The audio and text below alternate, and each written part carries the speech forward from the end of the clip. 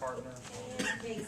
And Jason. First, let me congratulate everybody who won awards, did deals, top 10. The fact that the top 10 is almost all new this year. Not all, but there are a number of new people on it. It is very exciting. For those people who are transitional agents, congratulations. I love seeing the couples and the kids and people pointing their success to their families. We're hoping to continue that because that's the real reason we're in business, is so that we can make money to go do the things we want to do. What I want to talk to you about is, this month I'm going to be talking about rebranding your business. And so some of you guys have spent more time picking out what you're going to wear today than you have picking out what you're going to project for your business. And the reality is this: you guys are all in a business where you are getting back what you're projecting.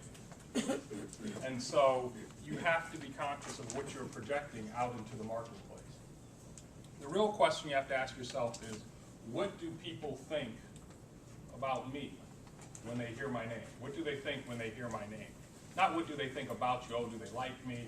Oh, or is he tall? Is he bald? Whatever. What is it that they associate with you? And for a good many of our agents, it's nice person, church lady, hat man, a number of things, but not real estate. So you guys got to think about that all day long. If you go poll 10 of your family members, you say, what's the first thing you think about when you think of me? And 10 of your friends, they should say real estate. If they don't, then there's a problem with your brand. Does that make sense?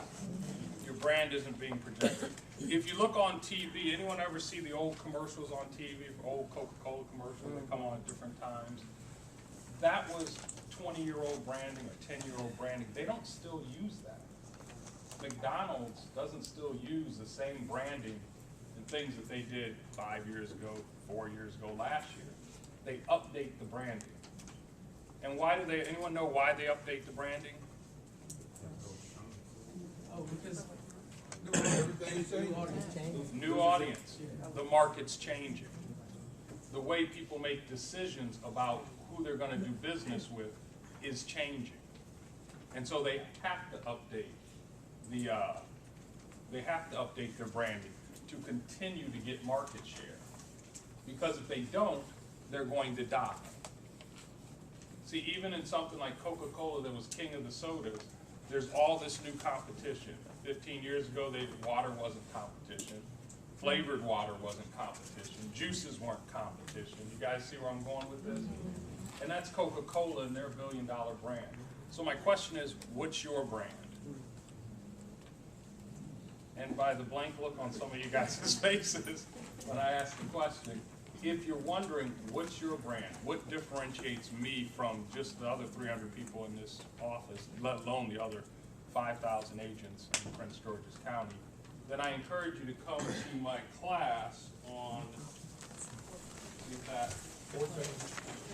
January 14th and again on the 28th. We do them twice a month, one in the afternoon for full-time agents, one at night for transitional agents. And so there's an opportunity for everyone to come. In it, we're going to walk through branding. And we're going to walk through it from not so much from a lecture standpoint, but I encourage you to bring a pad and a piece of paper, because it's going to be more exercises to figure out who you are and where you want to go with your business. Now, I have a story that I got permission to tell. I once knew an agent. He got invited to an appointment to meet some people, so someone who moved into town. He said, hey, I know these other people who moved in town and want to buy the same type house. Why don't you come on over and you do a presentation? And so the person's house he was going to fixed this elaborate, like it was a dinner party. And the agent showed up in Timberlands, shorts, and a t-shirt. Now, the person opened the door and kind of looked at him because they had like a dinner party all set. And this person had just come from like doing something in his lawn. And when he came in, the good news is he did a killer presentation, so that helps. Guess what? You gotta have the presentation to do the presentation. But he did have to I don't mind this talker, I just stopped, because she was looking at me, so I stopped for emotional moment. But you gotta have the presentation to do the presentation. But he did have to overcome the initial stigma of everyone turning and looking with their glass of wine like, who's this guy? Why is he dressed like he just got through cutting down a tree, which I believe he had just done. Anyway, he ended up first making, at that point, the highest sale in his career, and then picking up, I think, 3 or 4 more other referrals that took him into another category of sales price. Now that person, which I love to see today, because I knew him before he wore bow ties and got up here and yelled at y'all about wearing bow ties and stuff. I remember when he used to show up and just workout shorts and stuff. But he's right. He changed his brand. See, I remember when Stone didn't wear a suit. He changed his brand. I remember when no one in the office really wore a suit. And now you're seeing everybody who's winning awards is changing their brand. And part of changing their brand isn't just changing what they wear. The ladies know this. You change your hair, you change your brand, change where you go, you change who you're hanging out with, you change the type of activities you're doing, like bold. You change your conversation from I can't do this to I can do this, or we're gonna do this. You change what you're focusing on. You start identifying with different things. And so one of the things I want to hit on this month with this particular series is I want our agents to be the type of people type of agents that people brag about. I want them to be like, Anthony Mason's my agent. Who's your agent? Think about that. We all have someone that we brag about that is in a service position to us, whether they're our hairdresser, our doctor, our pastor, whatever. Dr. So-and-so is my pastor. Who's your pastor? You know, that's what I want for you guys. And part of it's branding. Because you're not going to get the result until you make the conscientious decision beforehand to determine what your destiny is going to be and where you're trying to go. Emmerich and Pat are right. If you don't have a vision for your business, your customer sure isn't going to come along and say, hey, I got a vision for your business. The market isn't going to reward you. And so, Pat messed up my little order here, but I'm not going to.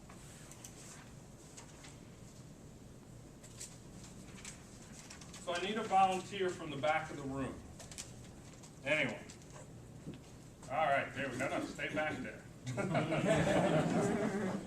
Stand up for a second. Chris, can you stand up?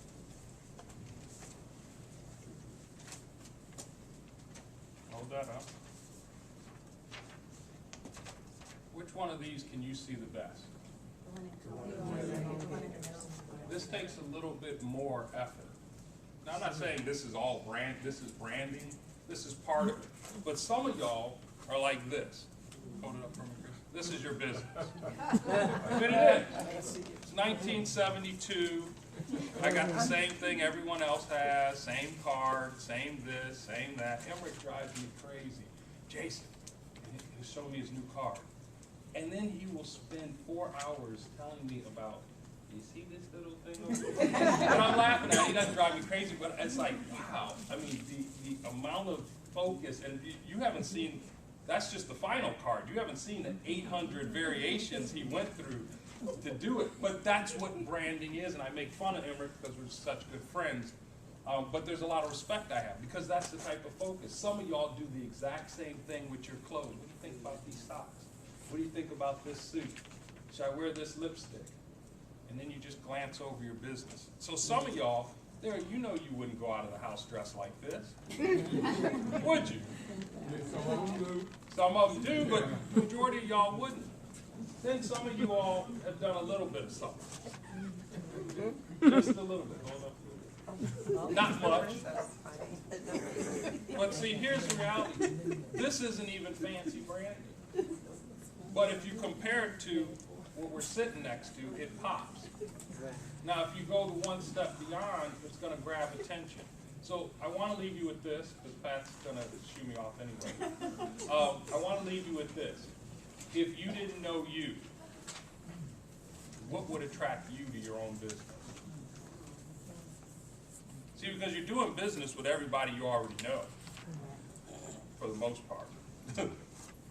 So you got to get, in order for 2015 to be the business, the year you want it to be, whether it's 195, 65, 45, you got to do business with people you don't know. So what is your plan to do that business? If you already have one, I congratulate you, work it. If you don't, show up on the 14th or the 28th with a pencil and a pen, and let's figure it out together. All right?